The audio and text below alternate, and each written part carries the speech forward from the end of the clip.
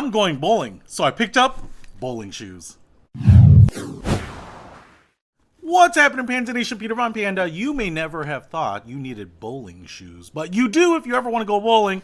Now, you can rent bowling shoes at your local alley, usually for a few bucks, and that is just fine. And if you're only going to bowl once in your life, then that's the way to go. But if you are going to bowl more often and you want a shoe that's going to fit and perform and get the most out of your game so that you can bowl at 65 like me, then it'll probably interest you to get your own shoes. Now, I picked this up for two really good reasons. One, my friend recruited me into a bowling league, and so I'm going to be bowling a little bit more than usual, and I thought, hey, in order to reduce the amount of prep time, getting in line for bowling shoes, and then maybe not having them fit, and then maybe worrying about the cleanliness and all that stuff, I would just get my own shoes. But then two, I wanted something that was super cheap. So this was just about the cheapest pair of shoes I could find, and I thought I would share them with you. They are by BSI, and they're not really what I expected from bowling shoes. They are much more tennis shoe looking. In fact, I'm used to like these paper thin types of soles on bowling shoes. Now, this is totally flat because as bowling alleys are just a hardwood,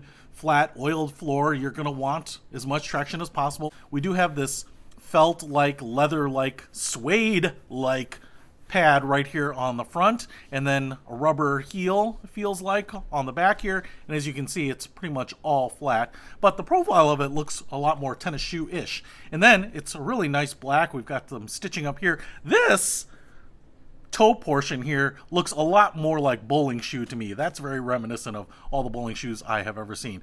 But then we have some of these blue accents right up here. We have this jersey mesh-like material in there, so they should dry out after bowling, and especially if you have a bowling bag that has a vented pocket for shoes, that'll help vent that off. Some really long and sturdy laces, and that's not all. The best part of this is you get two shoes for a set, for those of you that need two shoes, a left and a right. So what I thought I would do is try these on and see how they feel. All right, so I got the shoes on. Look at this foot modeling. Nice, firm, stiff soles, which is what you're gonna want, especially when you're on that hardwood.